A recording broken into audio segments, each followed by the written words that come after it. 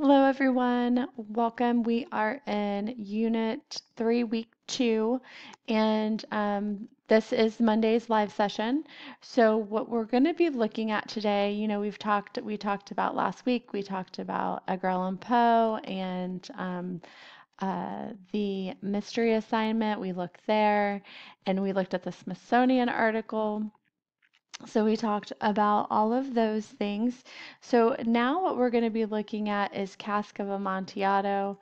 So when we open up the information for Cask, there will be live sessions, obviously, that are going to take place of information since I'm not going to be here. But Cask is the first thing that you will open.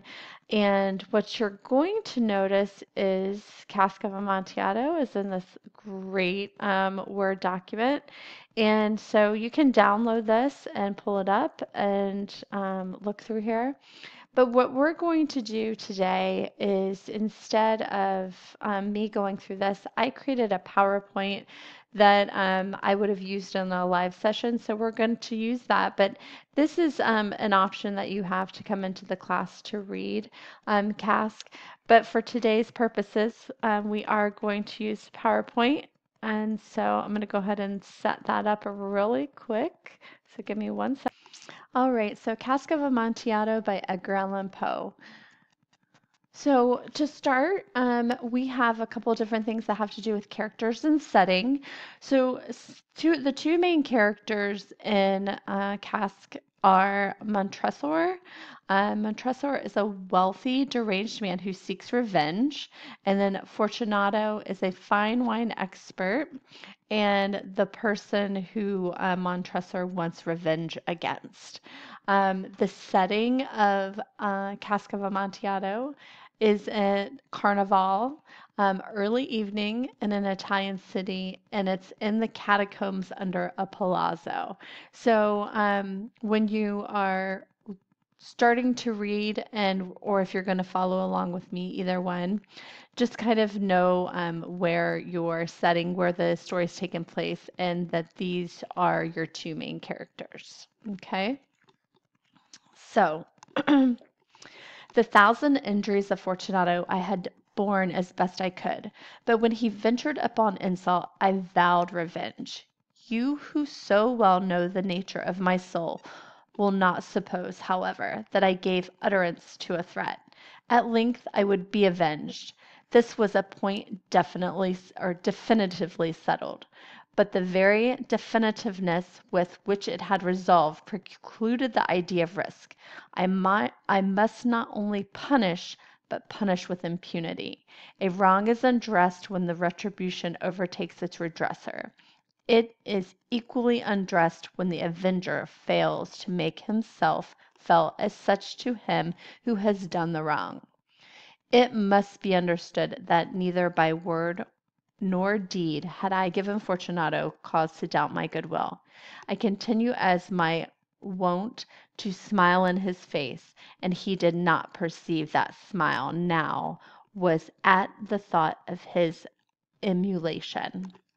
So, question is, what do we know about the narrator so far, and why does he want revenge against Fortunato? So if we look in here, we know that Montresor is so we know if we go back, we know the Montresor is the man who's speaking. He's very mad, right? He wants revenge against Fortunato. Fortunato did something to him that he is very angry about. So if we look, he insulted him. So he did something to Montresor to insult him. So he is vowing revenge. And so he's saying, I must not only punish, I'm punishing with impunity, which means he's really going to give it to this guy. Like he's so angry with him. And so he's saying, well, whatever you've done to me, I'm going to equally do to you. So it's that what it is equally undressed when the avenger fails to make himself felt as such to him who has done the wrong. So basically, he hasn't apologized to him, so he is going to get back at him for something, right? So let's see what he's going to get back at him for. He had a weak point, this Fortunato, although in regards he was a man to be respected, and even feared. He prided himself on his connoisseurship in wine. Few Italians have the true vir- virtuoso spirit. For the most part, their enthusiasm is adopted to suit the time and opportunity, to practice imposture upon the British and Austrian millionaires. In painting and Gemery and Fortunato, like his countrymen, was a quack, but in the matter of old wines he was sincere. In the respect I did not differ from him materially. I was I was skillful in the Italian vintages myself, and bought largely whenever I could. It was about dusk one evening during the supreme madness of carnival season that I encountered my friend. He accosted me with excessive warmth, for he had been drinking much. The man wore motley. He had on a tight-fitting party-striped dress, and his head was surmounted by the conical cap and bells. I was so pleased to see him that I thought I should have done wringing his hand. So we know that Fortunato, he prides himself on being a connoisseur of wine, so kind of like an expert in wine, right? Now, Montresor also feels that he's pretty much an expert in wine himself, but not in so many other things. So he was saying that in paintings, gimmery, other things, like most people, he really didn't know a whole lot. He pretended like he did, but in wine, he was an expert. So he says he comes across him and he had been drinking a whole lot and he's dressed in, kind of like the jester mask with the bells. And he said he was so happy to see him that he wasn't about to let go of his hand, shaking his hand to say hello, right? So let's see what happens next. I said to him, "My dear Fortunato, you are luckily met. How remarkably well you are looking." And I need to delete this or I'm going to move it for just a second. Sorry.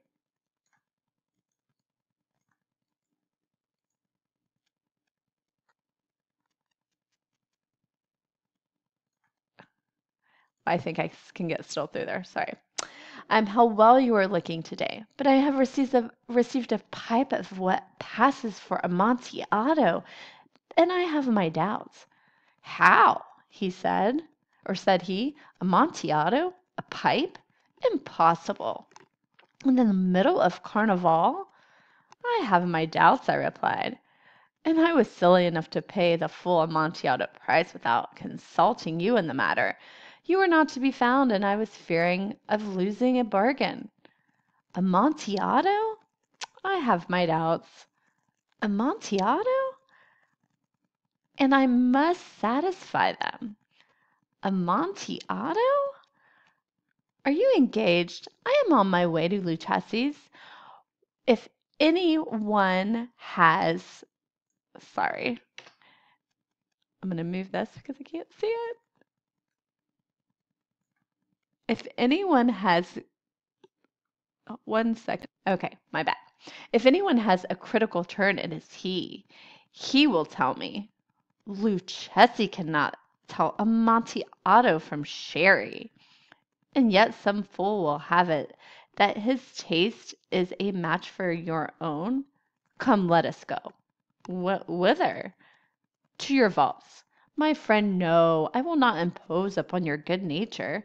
I perceive you have an engagement. Lucchesi, I have no engagement. Come. My friend, no, it is the engagement.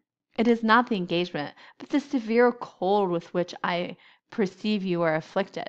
The vaults are insufferably damp. They are encrusted with nitre. Let us go, nevertheless. The cold is merely nothing. Amontillado, you have been imposed upon, and as for Lucchesi, he cannot distinguished sherry from Amontillado. So, one sec. So the question is, what is the mood of the conversation between the narrator and Fortunato? So if we look, Fortunato is is obviously has been drinking, right? He's dressed up, he's ready for Carnival, and Montresor comes on up to him and says he found this large amount of really expensive wine, but he thinks maybe someone scammed him. So he is trying to get Fortunato to come to his vault to see if this is really his wine, but we kind of have to think he's angry with him, right? So he wants revenge on him. So he's being super, super nice to Fortunato right now. And he's really trying to play him up and make him feel like he's super important, right? So let's see what happens next. Thus speaking, Fortunato possessed himself of my arm, putting on a mask of black silk and drawing a roquelaire closely about my person. I suffered him to hurry me to my palazzo. There were no attendants at home. They had absconded to make merry in the honor of the time. I had told them that I should not return until the morning, and had given them explicit orders not to stir from the house. These orders were sufficient. I knew well to ensure their immediate disappearance, one and all, as soon as my back was turned. I took from their sconces 2 flambeaux. In giving one to Fortunato, I bowed him through several suites of rooms to the archway that led into the vaults. I passed down a long and winding staircase, requesting him to be cautious as he followed. We came at length to the foot of the descent and stood together on the damp ground of the catacombs of the Montresors.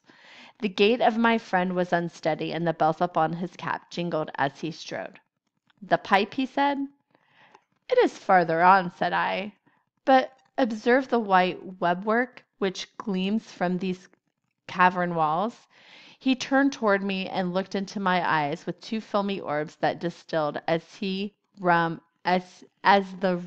rheum of intoxication, or that distilled the rheum of intoxication. "Niter?" he asked at length. "Niter," I replied. "How long have you had that cough?"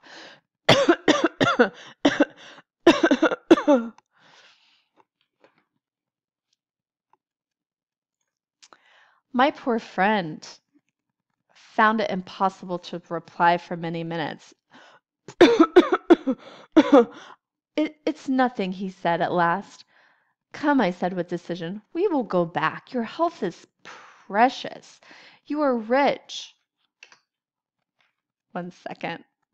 "You are rich, respected, admired, beloved. You are happy as once I was. You are a man to be missed. For me, it is no matter. We will go back. You will be ill, and I cannot be responsible. Besides, there is Luchesi." "Enough," he said. "The cough is a mere nothing. It will not kill me. I shall not die of cough." "True, true," I replied. "And indeed I had no intention of alarming you unnecessarily. But you should use all proper citation or all proper caution. A draught of this Medoc will defend us from the damps." Here I knocked off the neck of a bottle which I drew from a long row of its fellow that lay upon the mould. "Drink," I said, presenting him with the wine. He raised it to his lips with a leer. He paused and nodded to me familiarly with his bells jingled. "I drink," he said, "to the buried that repose around us." "And to your long life." He again took my arm and we proceeded. "These vaults," he said, "are extensive." "The Montresors," I replied, "were a great numerous family." "I forgot your arms." "A large human foot, Dior in the field, Azure, the foot crunches, a serpent rampant whose fangs are embedded in a heel.